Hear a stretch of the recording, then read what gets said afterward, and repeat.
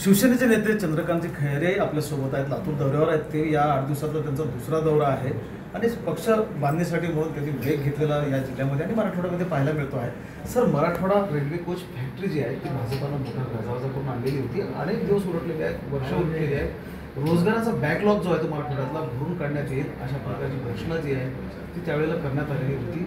कसं पाहता या गोष्टीला? रोजगार निर्मिती तर झालेली नाही, मात्र जो कारखाना आहे तो पण आणखी सुरुवात झालेली आहे। तो कारखाना हळूहळू सुरुवात होईल काहीतरी।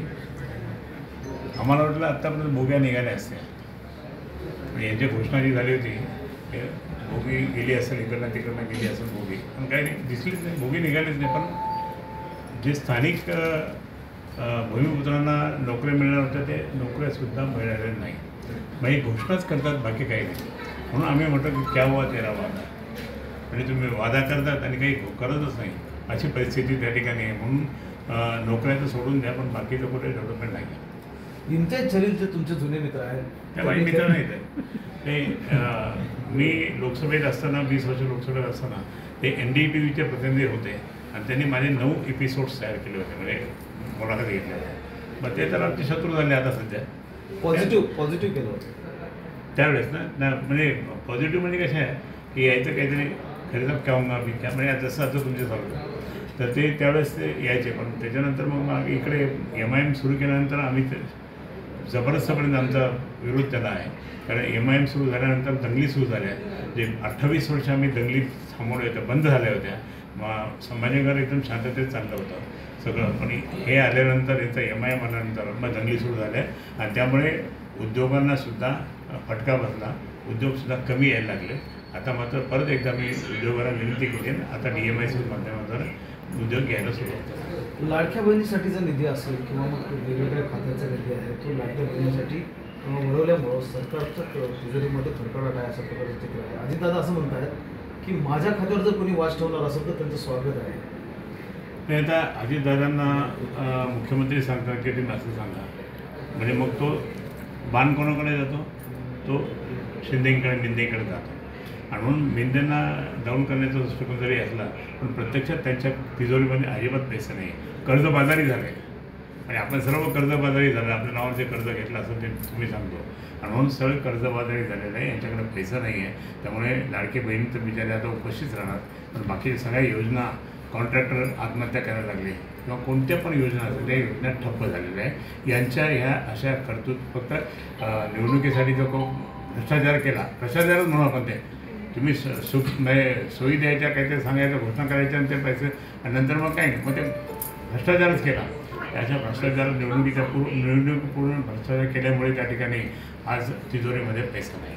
अवकाळी पावसाचा फटका जो आहे तो महाराष्ट्रातल्या शेतकऱ्यांना बसला, त्यावर काही बोलायला सरकार तयार नाही आहे।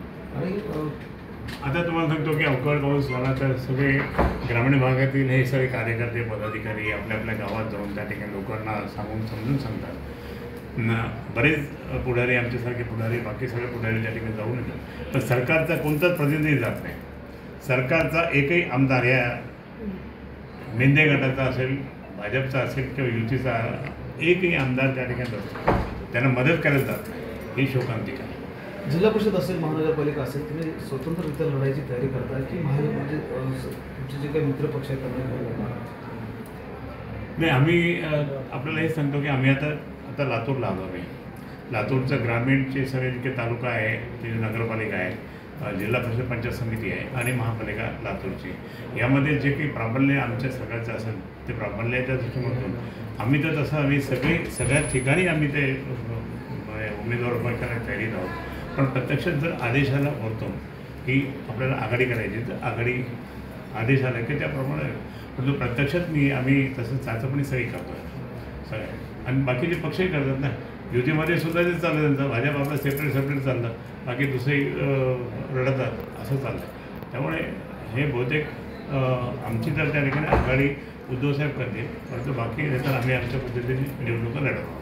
तुमच्या शिवसेनेला जास्त बहुमत मिळेल मग स्थानिक स्वराज्य संस्थेचे की एकनाथ शिंदे परत गेम करून पैसे फेकण्याची तयारी केली, पण आता लोक त्यांना मानणार नाही। लाडके बहीण म्हणते आता तुम्ही या, मी चपलात मारते, अशी परिस्थिती झालेली आहे। त्यांनी इतक्या चिडलेल्या त्या महिला या तुम्ही आता आम्ही पाहता आम्हाला पैसे दिले नाही तुम्ही आणि तुम्हाला कशाला झालं असं चाललं. त्यामुळे मतदान महिला शेतकरी मतदान करणार नाही. त्यांना स्थानिक स्वराज्य संस्थेमध्ये उद्धव बाळासाहेब ठाकरेंच्या बाबतीत जे काही मत सांगणं तयार झालेलं आहे, ज्यांनी कोरोनामध्ये वाचवलं त्यांनी सांगितलं, तर त्याच दृष्टिकोनातून उद्धवसाहेबांच्या वागण्यामुळे, उद्धवसाहेबांच्या बोलण्यामुळे, संयमी धोरणामुळे त्या ठिकाणी शिवसेना उद्धव बाळासाहेब ठाकरेंचेच उमेदवार जास्त येतील. महेंद्र जोंधळे, TV9 मराठी, लातूर.